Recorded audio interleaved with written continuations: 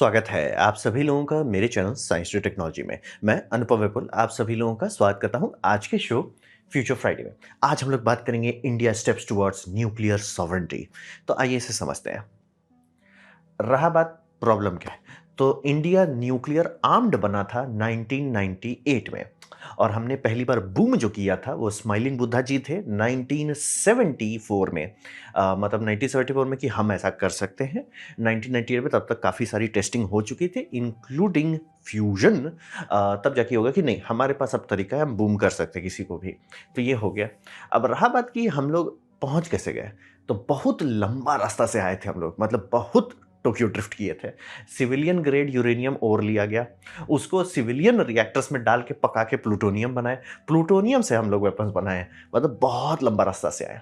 और हमारे पास आयरॉनिकली मतलब इलेक्ट्रॉनिक्स का कुछ नहीं है लेकिन न्यूक्लियर का पूरा टेक्नोलॉजी है, यानी कि start to finish nuclear bomb बनाना से लेके पावर प्लांट बनाने तक सब थारा भाई संभाल लेगा, कोई टेंशन ही नहीं है। वो है, लेकिन रॉ मटेरियल नहीं है। ये उल्टा है, इलेक्ट्रॉनिक्स का सारा रॉ मटेरियल लेकिन टेक्नोलॉजी नहीं है। इसका रॉ मटेरियल नहीं है लेकिन टेक्नोलॉजी है। तो ये समझ लीजिए कि हम लोग के पास सप्लाई चेन का वनरेबिलिटी है और ये बहुत बड़ा वनरेबिलिटी। आप ऐसा समझिए कि कहने को इंडिया में यूरेनियम है लेकिन इतना कॉन्सेंट्रेशन में नहीं है, एक जगह पे नहीं है, और जो है भी उसकी क्वालिटी इतनी अच्छी नहीं है कि यूज़ कर सकें। तो ये एक प्रॉब्लम है। लेकिन ट्रिक ये है कि इंडिया के पास थोरियम रिजर्व दुनिया का सबसे बड़ा है। तो मतलब ये वही वाली बात होती है कि आप कहाँ पे आपका जन्म हुआ है वहाँ पे उसका एक सेट मिलता है आपको। जैसे साउदी नेशंस को पानी नहीं मिलता लेकिन तेल मिल जाता है, तो वैसे ही है, किसी को कुछ मिलता है कुछ नहीं मिलता है। तो हमें यूरेनियम नहीं मिला लेकिन थोरियम दबा के मिल गया। तो अब बात करते हैं हमारे होमी भाभा जी ने बहुत बढ़िया सब्र के साथ 3 स्टेज का प्लान बनाया। हिसाब ये था, ये मैं क्या कहता हूँ, कभी कभी ऐसा लगता है ना कि इंडिया में कुछ लोग तो हैं जो थोड़ा लंबा गेम खेल जाते हैं और बहुत पहले की बात कर रहे हैं, मतलब कि वो इंडिया का नींव में ही अच्छा अच्छा चीज रख देते हैं जो बाद में हम लोग को प्रॉफिट मिलता है। तो ये वैसा ही था। इसमें हिसाब ये था कि हम लोग को अपना फ्यूल खुद से बनाना है और न्यूक्लियर में सीधे रास्ते से आप आ नहीं सकते, न्यूक्लियर केमिस्ट्री बहुत फचांग वाला है। तो इन्होंने एक पूरा एक प्लान बनाया कि अच्छा कर क्या सकते हैं। ठीक है, समस्या है, समस्या का समाधान क्या है, तो समाधान को बनाओ कैसे, तो उसके लिए 3 स्टेज प्लान बनाया गया। तो हिसाब यह है कि अभी इंडिया कैसे चल रहा है, अभी चल रहा है इंपोर्टेड नेचुरल यूरेनियम और हम लोग खरीदते हैं। ठीक है, नेचुरल है, मार्केट में मिलता है और खरीदता है इंडिया, समझना बहुत जरूरी है। इनरिच नहीं खरीदते और खरीदते हैं। वो डिपेंड करता है, अब एग्जैक्टली कोई कंपनी मुंह खोल कर नहीं बता रही कि कितना है, अगर आप न्यूक्लियर फील्ड में काम करते हैं तो बता दीजिए, लेकिन गेस यही है कि उसके अंदर इनरिच्ड यूरेनियम का कॉन्सेंट्रेशन बहुत कम होता है। आपका 1% या उससे भी कम हो सकता है, या अगेन मुझे कोई डेटा नहीं दे रहा है या मिला नहीं। तो U235 जो है, जो एक्चुअली बूम करता है, वो उतना कॉन्सेंट्रेशन नहीं होता। जो अभी ईरान के पीछे बूम बम बड़ी हो रहा है, ईरान वही उसको 60% तक कर दिया था। रिएक्टर सब में 10 से ऊपर नहीं जाते हैं। 60 करना मतलब आप सीधे बूम बनाने पे ही लगे हुए हो। तो वही बात है, हम लोग ये लिए। अब इससे हम लोग रशिया से अच्छी दोस्ती थी, सोवियत यूनियन से उस टाइम में। तो प्रेशराइज्ड हैवी वाटर रिएक्टर बनाने लगे।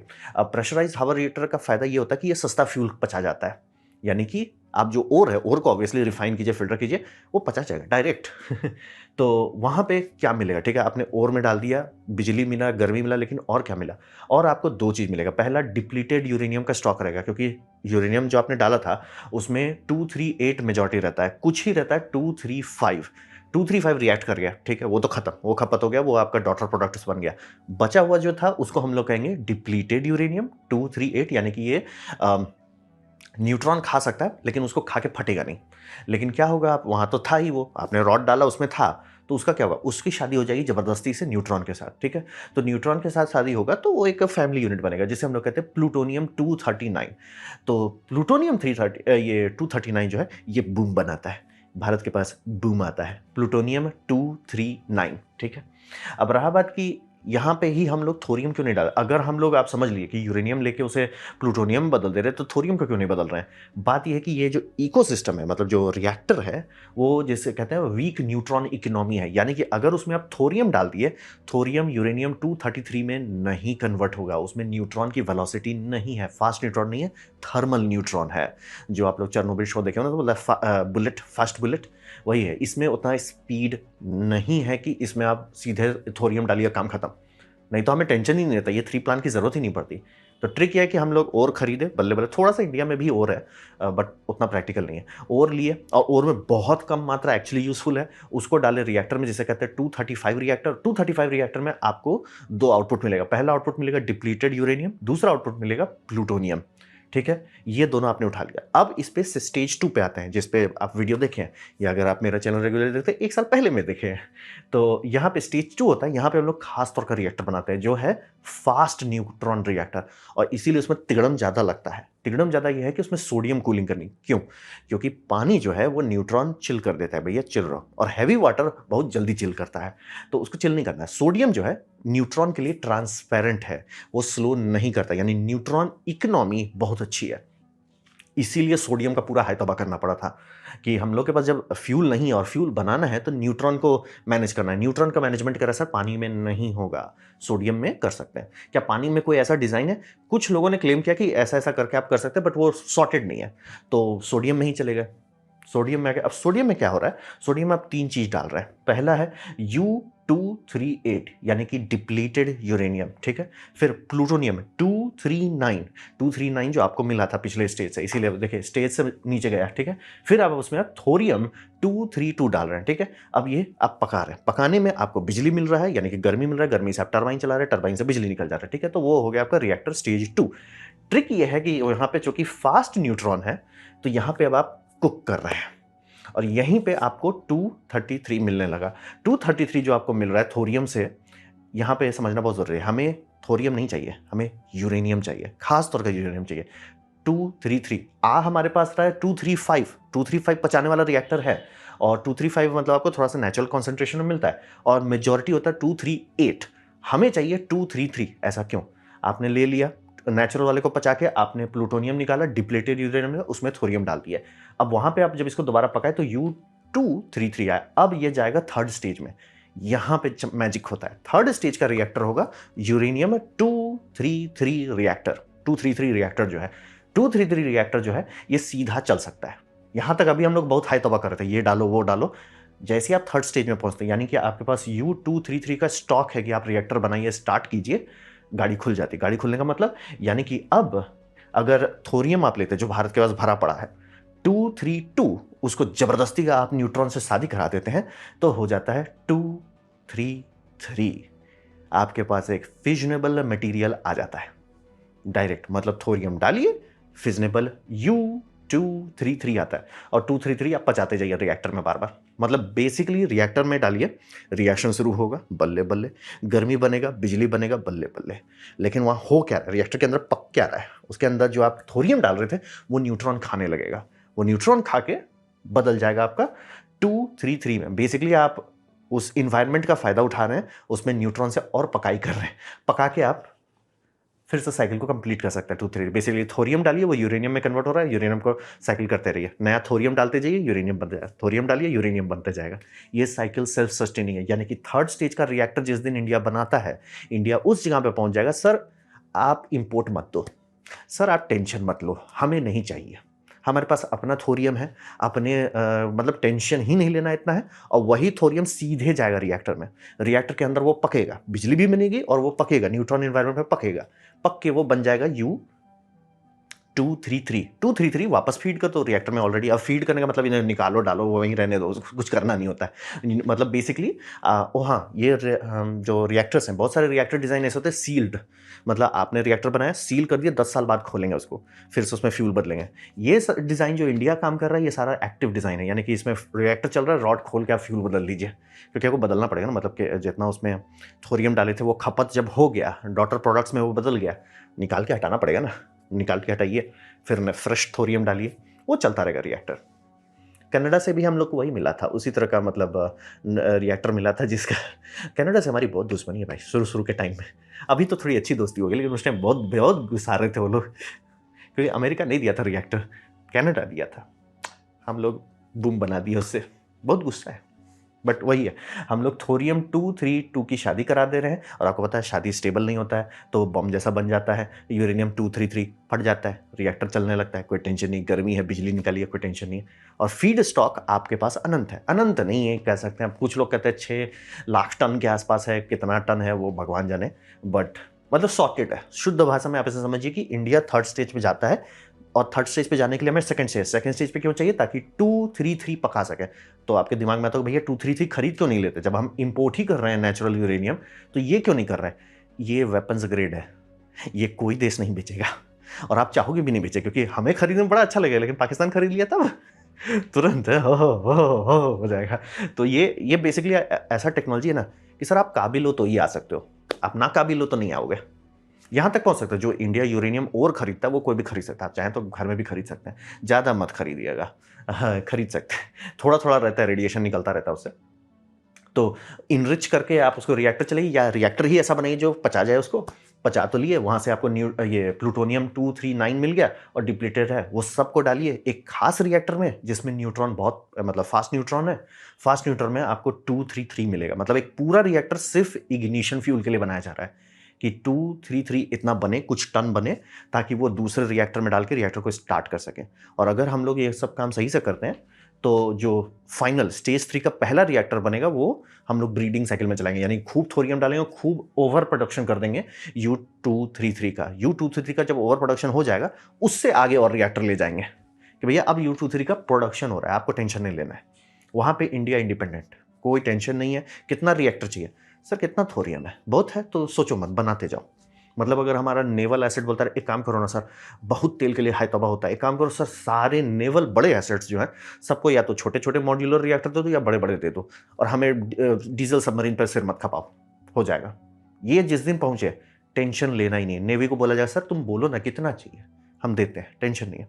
और हाँ बाय द वे, जो नेवल रिएक्टर्स होते हैं वो छोटे होते हैं, क्यों, क्योंकि इनरिच्ड फ्यूल जाता है, बम फ्यूल जाता है, वो काफ़ी हॉट फ्यूल जाता है, तो उसके लिए चाहिए ये U233।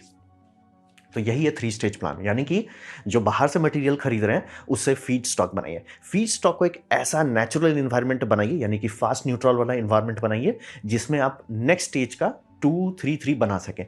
233 को फिर से कुकिंग रिएक्टर बनाइए, कुकिंग रिएक्टर जब एक बार स्टार्ट हो जाएगा तो थोरियम को वो पका पाएगा, थोरियम पकेगा, काम खत्म, टेंशन खत्म, टेंशन खत्म। तो यही 3 स्टेज प्लान है। मैं दाग दूंगा, मतलब कि लॉन्ग टर्म और न्यूक्लियर फिजिक्स की महारत इतना अच्छा से मैंने बहुत रेयरली देखा कि सर हमें पता है 30-40 साल आगे का हम प्लान करके जा रहे हैं, कोई टेंशन नहीं है। अब रहा बात डिजाइन, अब जो लोग देख चुके हैं वो स्किप कर दीजिए, पार्ट नहीं देखे हैं तो देख लीजिए। तो हिसाब ये इंडिया का फास्ट ब्रीडर रिएक्टर है, 500 मेगावोल्ट मेगावाट ई है। आप देख होंगे मेगावाट ई और टी लिखा रहेगा, टी का मतलब है थर्मल है, ई का मतलब है इलेक्ट्रिकल है। तो जैसे 500 मेगावाट ई है तो थर्मल आराम से उससे ज़्यादा हो सकता है, बहुत ज़्यादा हो सकता है, 2000 तक भी हो सकता है। तो और हाँ ये समझना, न्यूक्लियर रिएक्टर ठंडा रहता है कोल पावर प्लांट से। कोल पावर प्लांट का जो फर्नेस है जिसमें आग लगाते हैं वो आराम से 1000 डिग्री से शुरू होता है, और कुछ कुछ डिज़ाइन में जैसे झारखंड में एक तो बहुत ज़्यादा भयानक सुपर क्रिटिकल डाला गया है, वो 1600 डिग्री सेल्सियस का फायर रखता है। न्यूक्लियर रिएक्टर उतना गर्म नहीं रखते हैं, न्यूक्लियर रिएक्टर को जनरली 500 डिग्री, 600, एक दो डिज़ाइन मैंने देखा जो 800 तक पुश करता है, जनरली उसे ठंडा रखते हैं। तो आपका 547 डिग्री सेल्सियस इंडियन वाला डिज़ाइन है। तो ये आपका एक्टिव कोर हो गया, ठीक है। अब रहा बात इसमें हम लोग सोडियम क्यों इस्तेमाल कर रहे हैं, तो आपको समझना बहुत ज़रूरी है। कहने को हम कहते हैं कोल का फायर बहुत हॉट है, तो उसमें पानी तुरंत स्टीम क्यों नहीं बन रहा है, इसीलिए उसे प्रेशराइज करते हैं। पानी को अगर आप प्रेशर में डाल देते हैं तो वो बहुत हाई टेम्परेचर तक जा पाएगा और लिक्विड ही रहेगा। रिएक्टर में बस दिक्कत ये होता है कि एनर्जी डेंसिटी फ्लक्स जो है, मतलब कि इतना फ्लक्स है उसमें कि पानी आप बहुत हाई प्रेशर पे ले जाना पड़ता है, ताकि पानी तुरंत ये ना हो, क्या बोलते हैं, मतलब एक तो स्टीम में ना बदल जाए, दूसरा पानी ब्रेक ना कर जाए, यानी कि हाइड्रोजन और ऑक्सीजन ब्रेक कर सकता है। तो बहुत हाई प्रेशर में पानी को फ्लो कराते रहना पड़ता है। तो प्रेशर चाहिए। अब प्रेशर के साथ दिक्कत ये आता है कि ठीक है आपका टेम्परेचर मिल गया, पानी आपका बहुत गर्म हो गया, 300 डिग्री सेल्सियस पानी हो गया, 400 डिग्री सेल्सियस पानी हो गया, और जैसे आप इसका वेंट खोलेंगे वो तुरंत सुपर हीटेड स्टीम बन जाएगा, बल्ले बल्ले। लेकिन सर प्रेशर के कारण आपका पाइप बहुत मोटा हो गया, पूरा स्ट्रक्चर, क्योंकि वो फटता है। अगर आप उतना हाई टेम्परेचर का पानी रखे हुए किसी टैंक में, उसमें बहुत हाई प्रेशर है, यानी कि वो लीक नहीं करेगा, वो फटेगा। तो बहुत खर्चा लगता है उतने स्ट्रॉन्ग पाइप्स बनाने में, और वो सारा आपको न्यूक्लियर के आसपास बनाना है तो फचांग बहुत हो जाता है। तो क्या किया जाए, तो सोडियम में आ जाए। सोडियम में क्या है, सोडियम रूम टेम्परेचर पे सॉलिड रहता है लेकिन हाई टेम्परेचर पे लिक्विड हो जाता है, ठीक है। लेकिन सोडियम का फायदा यह है कि बहुत हाई तक में, यानी कि वो 500 से ऊपर भी जाएगा तो भी वो लिक्विड रहेगा, गैस में नहीं बदलेगा। ये इसका सबसे बड़ा बात है, यानी कि रिएक्टर पूरा एकदम पगला रहा है तो भी सोडियम नहीं भाप बनेगा। सोडियम मतलब आपका आराम से 800 तक जा सकता है। तो ये 250 का जो रनिंग टेम्परेचर थोड़ा सा प्लस माइनस प्लस बफर वो संभाल लेगा, कोई टेंशन नहीं है। तो आपको प्रेशर नहीं चाहिए, मतलब आपका पाइप है, नॉर्मल प्रेशर पाइप तो आप रखोगे ही थोड़ा, लेकिन हाई प्रेशर नहीं है, टेम्परेचर हाई है, प्रेशर कम है। तो ये मेटल के लिए बहुत अच्छा रहता है। ठीक है, आपने कर लिया और ये आपका काम आसान कर देता है। अब ये जाता है दूसरा हीट एक्सचेंजर में। ठीक है, यहाँ पे आप स्टीम बनाते हैं। ठीक है, आपका ये सोडियम का एक लूप है, दूसरा पानी का लूप है। अब हाँ, ये बहुत खतरनाक चीज़ है, क्योंकि अगर आपने पढ़ा होगा केमिस्ट्री में कि सोडियम और पानी प्यार नहीं करते एक दूसरे से, वो फट जाते हैं। तो अगर लीक हुआ ये रिएक्टर में, वो कबूम कर देगा। तो यहाँ पे जो हीट एक्सचेंजर है वो किसी भी हालत में ऊप्स नहीं कर सकता है। वो उसमें गलती से भी पानी इधर से इधर गया गया या सोडियम इधर गया, कबूम हो जाएगा। तो और बाय द वे सब प्रेशर में, सोडियम भी प्रेशर में चल रहा है और आपका पानी भी प्रेशर में चल रहा है। तो पानी जब प्रेशर में गया तो अब वो भाप बनेगा, मतलब हाई प्रेशर ये बन जाएगा। वो है 490 डिग्री सेल्सियस पे। यानी कि यहाँ पे आपका जो लूप चल रहा था, वो लूप का इनपुट आ रहा था आपका 525 डिग्री सेल्सियस, और जो पानी का आउटपुट जा रहा है वो 490 डिग्री सेल्सियस है। वो होता है 100% नहीं ट्रांसफर होगा, तो इतना हो जाएगा। फिर ये आपका नॉर्मल रीहीटर पे चलेगा, टरबाइन पे चलेगा, टरबाइन से आपको 500 मेगावाट बनेगा। अब रावत स्टीम तो बना लिया, उसे ठंडा कैसे करेंगे? ठंडा के लिए वो कंडेंसर जाएगा। कंडेंसर को कैसे ठंडा कीजिएगा? कंडेंसर को ठंडा करने के लिए समुद्र का पानी से कर रहे हैं। अब रहा बात समुद्र के पानी से कैसे करेंगे, वो डिपेंड करता है। मिटिगेशन स्ट्रैटेजी होती है कि वो आप रेडिएटर टू रेडिएटर एक्सचेंज करेंगे। क्या कर रहे हैं, कैसा कर रहे हैं एग्जैक्टली तो मेरे को नहीं शेयर किया है, बट जनरली ये रहता है कि आप पानी का फ्लो इतना हाई रखो कि पानी बॉईल ना हो, क्योंकि पानी बॉईल हो गया यानी कि वेपर में बदलेगा तो वो रेसिड्यू छोड़ेगा पीछे। नॉर्मल ग्राउंड वाटर जान निकाल देता है सारी चीज़ों का, सॉल्ट वाटर जो समुद्र का है वो तो उड़ा देगा आपके सारे इक्विपमेंट को। तो उसको आपको ये करना होता है, भैया फ्लो रेट हाई रखो। यानी कि इनपुट मान लीजिए यहाँ पे अगर आपका टेम्परेचर मान लीजिए कि इनपुट वाटर का समुद्र का है, थोड़ा सा तो नीचे से ले रहे होंगे, तो let's just say 25 degree Celsius है, वो ऐसा फ्लो रखेंगे 45 डिग्री सेल्सियस से ऊपर ना हो, ताकि स्टीम ना बने। मतलब यहाँ स्टीम ना बने, कंडेंसर के आसपास स्टीम ना बने फिर निकले। लेकिन आप बोलोगे सर करोजन तो होगा, करोजन होगा, एकदम होगा। तो वहाँ पे जनरली इस तरह के डिज़ाइन जो इतने मैंने देखे हैं उसमें सैक्रिफिशियल मेटल लगाया जाता है, यानी जिंक का एक डंडी डाल दिया जाता है जो जिंक खपते रहता है। मतलब आप न्यूट्रलाइज करें, शिप में भी यूज़ होता है, कॉमन चीज़ है कि जो चीज़ करोसिव है, जो खा जाएगा, उसको आप खाना खिला देते हो कि भैया तुम खा लो। मतलब मेन स्ट्रक्चर को मत खाओ, तुमको हम अलग से खाना खिला देते हैं, बैलेंस करते हैं। तो वही देख लीजिए सी में जैसे लिखा हो ना 28 degree Celsius to 32 degree Celsius, फिर ये आपका वाटर कंडेंस हो गया, ये साइकिल लूप करता रहेगा, यहाँ सोडियम लूप करता रहेगा। तो ये है। और रहा बात अब रिएक्टर का, सबसे बड़ा खतरनाक बात ये होता है कि रिएक्टर में कोई बंद का स्विच नहीं होता है। जो लोग गधे हैं रिएक्टर्स के बारे में वो यही बोलेंगे, आप हाँ हम तो ये कर देंगे, कंट्रोल रॉड डाल देंगे, रिएक्टर बंद हो जाए। रिएक्टर बंद नहीं होता है, वो बहुत गर्म से कम गर्म होता है, लेकिन वो अभी भी गर्म ही रहेगा। और इसीलिए अगर आप फुकुशिमा का देखेंगे, जैसे ही भूकंप आया था, स्काडा सिस्टम वही किया जिसको उसके लिए डिज़ाइन किया गया था कि भूकंप है, सीरियस है, बंद करो, कर दिया। उसके बाद 2 दिन बाद क्यों फट गया? बात वही है कि अगर आप रिएक्टर में हम भैया कंट्रोल और डाल दें, बंद करो रिएक्टर, रिएक्टर में सिर्फ एक चीज़ बंद हुआ है, यानी कि जो एक्टिव फ्यूजन हो रहा है वो बंद हो गया। ठीक है, लेकिन जो डॉटर प्रोडक्ट्स हैं वो सारे तो अभी भी है ना, वो तो अभी भी डिके कर रहे हैं ना। और सारे का डिके चेन एक जैसा नहीं है। कुछ कुछ का डिके है कि भैया ये 15 दिन में डिके होगा, कुछ का है कि ये 7 दिन में डिके होगा, कुछ का 20-30 मिनट बाद डिके होगा। और वो सारे एटम का डिके एनर्जी इतना रहता है कि ये रिएक्टर धीपता रहेगा। और वही पे समस्या था। इसीलिए आप देखेंगे न्यूक्लियर मतलब जो रिएक्टर है, प्लांट्स हैं, उसका जो स्पेंट फ्यूल है, मतलब जिसे रिएक्टर से निकाल दिया है, उसे पानी का स्विमिंग पूल में रखना पड़ता है 2 साल के लिए, ताकि वो ठंडा हो। एक्चुअली ठंडा हो नहीं रहा उसका, बस आप वेट कर रहे हो कि उसका जो सेकेंडरी रिएक्शन है वो चिल हो जाए। भैया हो गया, सारे डॉटर प्रोडक्ट्स चिल हो गए, उसी लिए बोल रहे हो 2 साल लगता है इसमें। तो समझना बहुत जरूरी। बहुत लोगों का मैंने डिसीजन देखा, अरे हम ना अर्थक्वेक हुआ तो कंट्रोलर डाल देंगे, उसके बाद फटेगा वो। आप डाल दी, और बाय द वे चेरनोबिल में भी वही हुआ था, डाले रिएक्टर बूम। तो फुकुशिमा उसके लिए हुआ था, चेरनोबिल में डिज़ाइन फ्लॉ था, बट इसमें भी वही ना हो कि भैया हमने कंट्रोलर डाल दी, मान ली अर्थक्वेक हुआ या कुछ हुआ कि हमने कंट्रोलर डाल दिया, अब रिएक्टर का क्या करेंगे? तो इसको ठंडा रखने के लिए पानी घुमाना पड़ता है कि रिएक्टर आपने बंद कर दिया, उसके बाद भी पानी घुमाते रहे। सर पानी को चलाओगे कैसे? फुकुशिमा में वही हुआ था कि वो जापानीज ईगो पे चल रहे थे, उनको न्यूक्लियर सेफ्टी कमीशन ने बोला था सर आपके सारे बैकअप जनरेटर वो आपके बेसमेंट पे है, अगर फ्लडिंग हुआ, सुनामी आई, वो डुबा देगा, आप लटक जाओगे। और रहा बात इसमें क्या बोलते हैं, आपका न्यूक्लियर जो सील वेसल है उसमें पानी नॉर्मल प्रेशर में नहीं डाल सकते हैं, वो 300 400 या 1000 डिग्री सेल्सियस तक गर्म हो सकता है।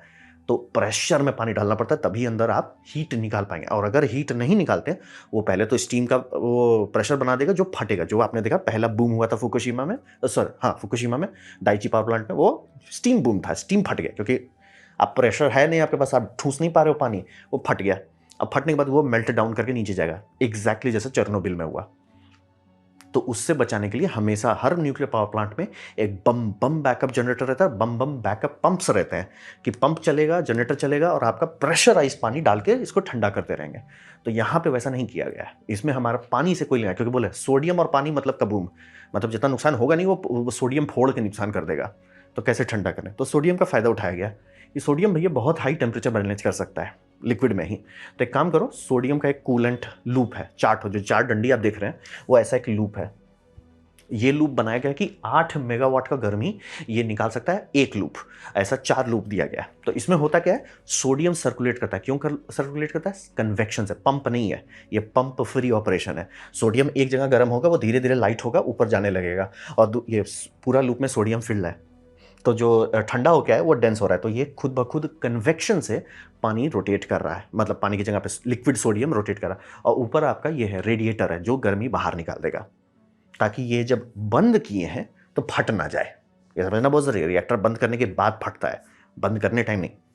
मतलब आप बंद करना चाहते तो ठीक है, लेकिन ध्यान रखिए कि आपके पास बैकअप जनरेटर हो। जो आप चेरनोबिल में देख रहे हैं ना, कि उनको क्यों टेस्टिंग करनी इतनी ज़रूरी थी कि भैया ये पावर कट होने के बाद, जनरेटर स्टार्ट होने के पहले कैसे आप स्टीम प्रेशर मेंटेन करेंगे। और स्टीम प्रेशर किस लिए चाहिए था? ताकि टरबाइन चले। टरबाइन से करना क्या था? पंप्स चलाने थे। पंप्स जब तक सही है रिएक्टर सेफ है, पंप बंद हुआ रिएक्टर बूम गया। तो यहाँ पे पंप हमने हटा ही दिया, हटाओ। और एक ठो मान लीजिए नहीं काफ़ी रहता, 2 काफ़ी हो जाता है, लेकिन 4 डालें ताकि कुछ ना कुछ तो रहे। और ये सब रेडिएटर ही मैनेज करना, ज़्यादा टेंशन नहीं है। यही हम लोग का मेन सिस्टम है।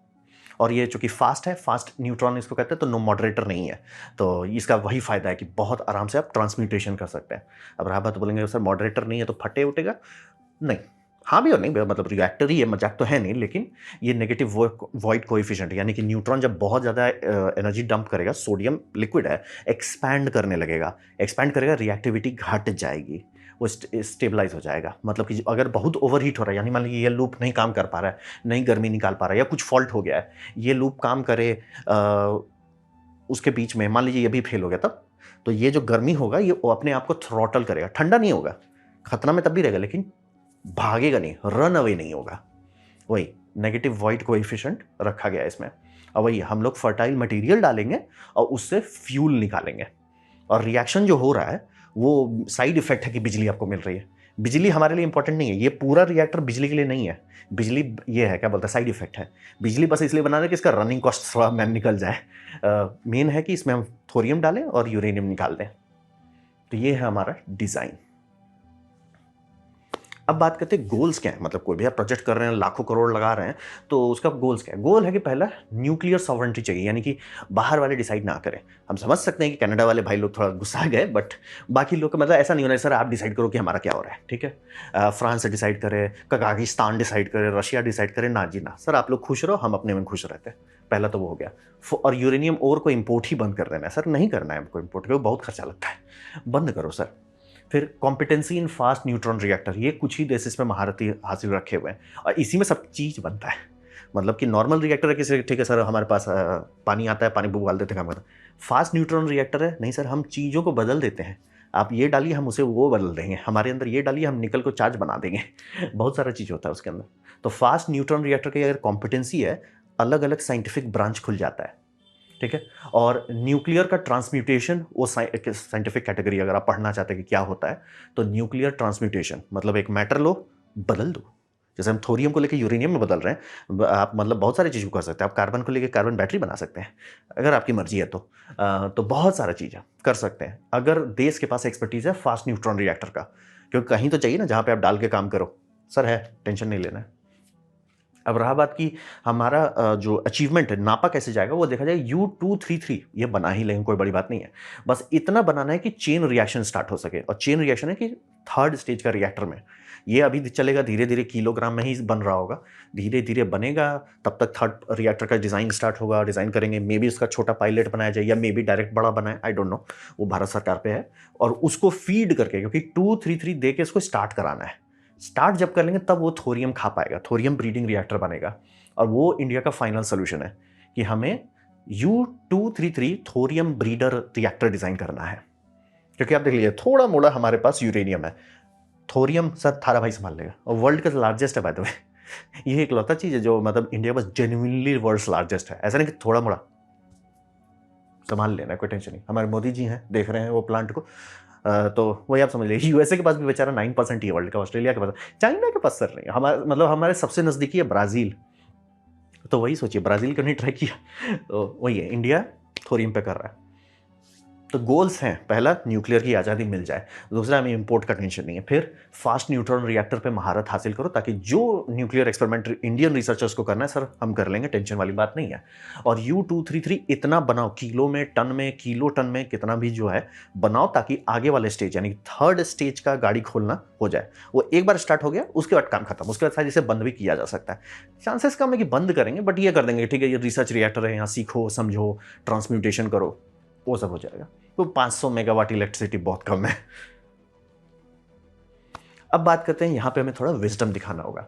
तो न्यूक्लियर सॉवरेंटी, एक देश जो 1 अरब से ज़्यादा लोगों को संभाल रहा है, उसके लिए बहुत बढ़िया बात है, बल्ले बल्ले दी बेस्ट, ठीक है। और आप बात, हम लोग कॉम्पिटेंसी से आ रहे हैं। और हाँ, इंडिया में जितने पावर प्लांट्स है उसको अलग अलग हिस्सों में बांटा गया है। एक है सिविलियन सेक्टर, जिसको वो न्यूक्लियर सेफ्टी कमीशन चेक करते रहती है, उस पर बाय द वे सब लोग हैं। जैसे मैंने आपको बताया ना, जापानीज वाले में भी बाकी सब देश जाते हैं, हमारे वाले साइंटिस्ट जो हैं दूसरों के पास जाते हैं, उनके हमारे पास आते हैं। ये न्यूक्लियर में पूरी दुनिया विलिंगली एग्री की है कि अगर सिविलियन के लिए है तो प्लीज़ हर कोई, ऐसा नहीं है कि सिर्फ ऊपर वाले, नहीं, सब कोई मिल बांट के मेहनत करते हैं, रिसर्च करते रहते हैं एक दूसरे का। तभी ज़्यादा बूम बाम नहीं है। 3 बार तो हो गया बट ज़्यादा नहीं हुआ है, and hope knock on would 3 से ज़्यादा ना हो। तो वही है। और देश के लिए न्यूक्लियर सेफ्टी आ जाना बहुत बढ़िया। तो एक तो वो है जो पब्लिक के लिए खुला हुआ है, आप चेक कर सकते हैं। जब इंडिया का पावर प्लांट में इंस्पेक्शन होता है, उसका वीडियो रखा हुआ है यूट्यूब में, आप देखना चाहें तो 14 साल पहले का है। बहुत बार होता रहता है इंस्पेक्शन, तो वो तो है। लेकिन इंडिया का एक दूसरा सेक्शन भी है जो ये है, क्या बोलते हैं, मिलिट्री सेक्शन, जिसको नहीं शेयर करते हैं। कहाँ बिल्डिंग है, कैसे, अंदर का उसका फोटो भी नहीं मिलेगा, वो अलग है।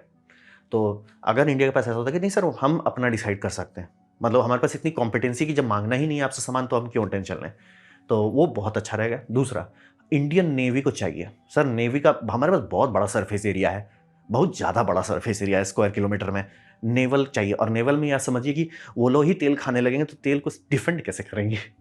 तो इसीलिए उनको न्यूक्लियर में शिफ्ट कर देना बहुत फायदेमंद है। और हाँ, जो यूरेनियम हमारा निकलेगा उसका रिएक्टर छोटा बनता है, तो वो बना सकते हैं। न्यूक्लियर कॉम्पिटेंसी का बहुत एडवांसमेंट होगा जितना आप ये करते हैं न्यूक्लियर कि हाँ भाई हम पूरा न्यूक्लियर कर सकते हैं। जैसे स्पेस में आरटीजी मिशन डालना या स्पेस में हीटिंग एलिमेंट्स बनाना, जो अभी चांद के लिए लड़ाई झगड़ा हो रहा है कि भैया कैसे उसमें हीटिंग एलिमेंट डालो ताकि लूनर नाइट क्रॉस कर सके, वो सब भी इंडिया कॉम्पिटेंट हो जाएगा। लेकिन हाँ, मैं क्लियर करता, ये पावर सोर्स नहीं है।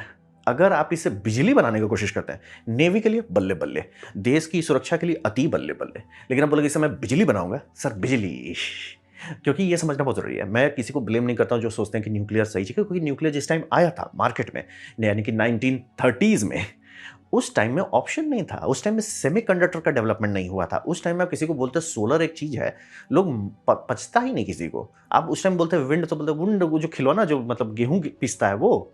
तो आज की दुनिया बदल गई है। तो अब ये हो गया कि जो अल्टरनेटिव सोर्सेस है, यानी कि सोलर और विंड जो है, उसका दाम बहुत कम है। यानी कि आप बेच क्या रहे हो एंड में, ठीक है, सेफ्टी सॉवरेंटी वो तो हो गया, ठीक है, आपने बना लिया, अब बेच क्या रहे हो। इसके लिए, इन सभी के लिए, हमारे फ्लीट के लिए, मतलब तट रक्षक जो इसे कहते हैं, इनके लिए बिल नहीं देखा जाएगा। लेकिन आप पावर प्लांट बना रहे हैं, उसके लिए बिल देखा जाएगा कि सर ठीक है, आप दे रहे हो 500 मेगावाट, आप दे रहे हो पर घंटे 500 मेगावाट आवर यूनिट, आप समझ लीजिए आपका बिल आ रहा है, ठीक है सर, लेकिन हम कितना खा रहे हो इसके लिए पैसा, इतना बनाने के लिए, वहीं पे फेल हो जाता है, वहीं पे। और इसीलिए मैंने इस पूरे प्रोजेक्ट में एक बार भी बिल नहीं बताया इसका कितना बिल है, क्योंकि बहुत जोर का सदमा लगेगा अगर आप सुनेंगे कितना ज़्यादा पैसा लगा है।